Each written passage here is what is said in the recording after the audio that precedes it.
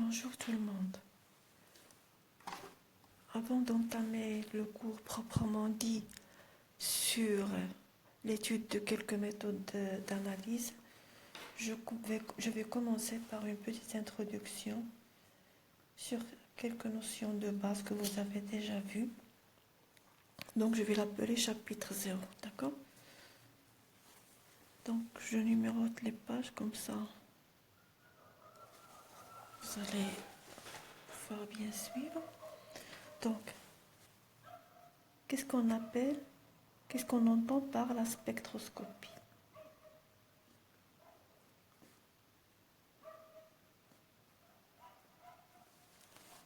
Donc la spectroscopie, c'est l'étude de l'interaction entre le rayonnement et la matière. D'accord? Donc la spectroscopie, c'est quoi? C'est l'interaction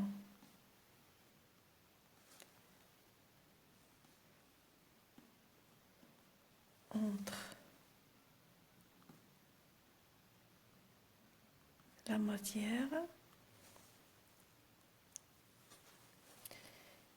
et les radiations électromagnétiques, c'est-à-dire le rayonnement.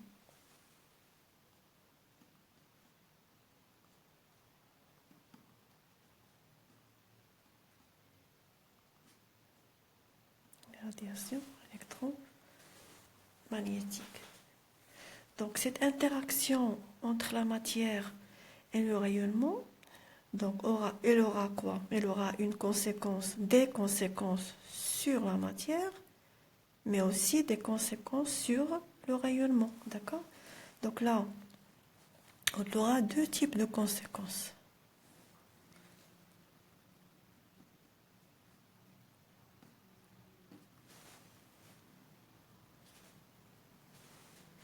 Donc on aura des conséquences au niveau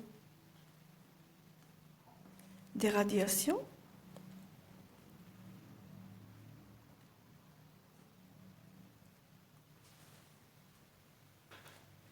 d'accord?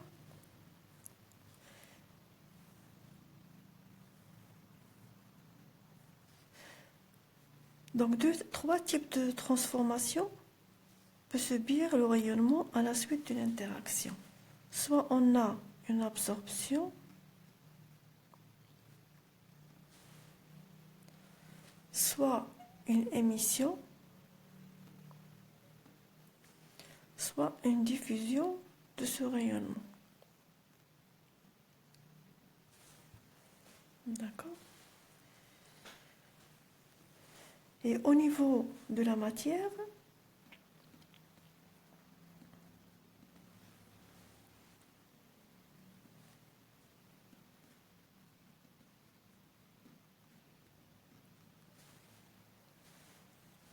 qu'est-ce qu'on aura au niveau de la matière? Donc, après cette interaction, l'énergie de rayonnement il va être transformée au niveau du solide ou bien de notre matière sous forme d'autres énergies. Ça veut dire que l'énergie de rayonnement elle sera transférée aux atomes sous forme de quoi? Sous forme d'énergie potentielle ou bien énergie de vibration ou bien énergie cinétique, d'accord? Si par exemple je prends un solide, je le bombarde avec un rayonnement, donc là c'est une méthode qu'on va voir dans le deuxième module. Donc le bombardement d'un solide avec des rayons X par exemple, il va produire qu'on a l'éjection des électrons avec une certaine énergie cinétique. Ça veut dire que le rayonnement a été transféré au solide sous forme d'énergie cinétique et les électrons, ils ont pu quitter le solide. Donc on a la conséquence au niveau de la matière, c'est le transfert de l'énergie,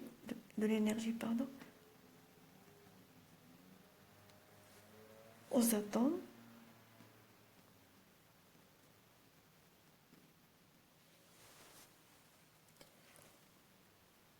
sous plusieurs formes.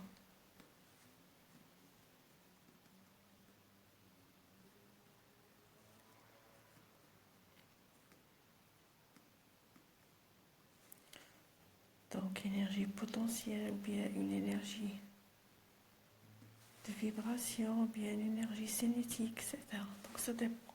D'accord? Donc, ces radiations-là, on peut les appeler soit radiations électromagnétiques,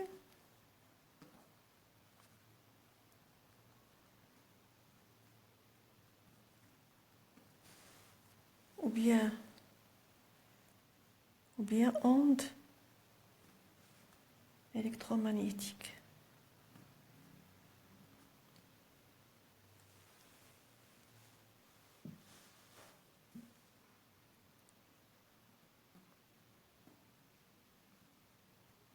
Ou bien ondes électromagnétiques. C'est-à-dire le rayonnement, bien sûr.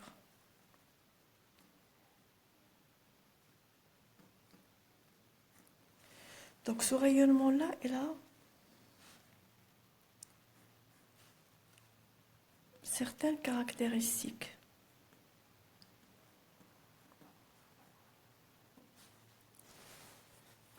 Et avec ces caractéristiques, on va pouvoir différencier entre un type de rayonnement et un autre type de rayonnement. Donc si je prends par exemple, donc je vais tracer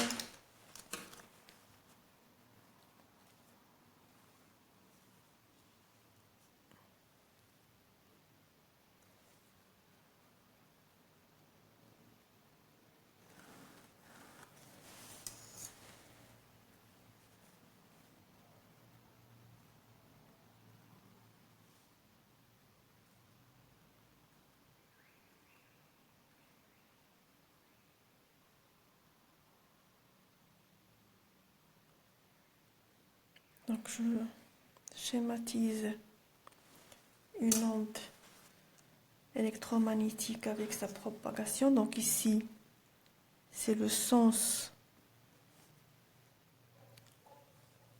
de propagation.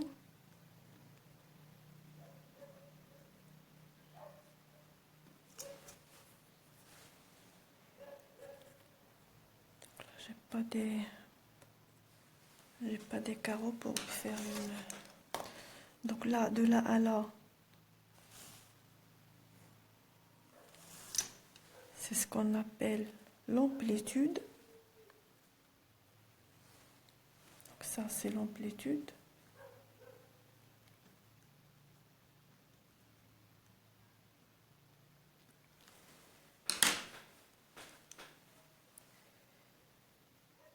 De là à là,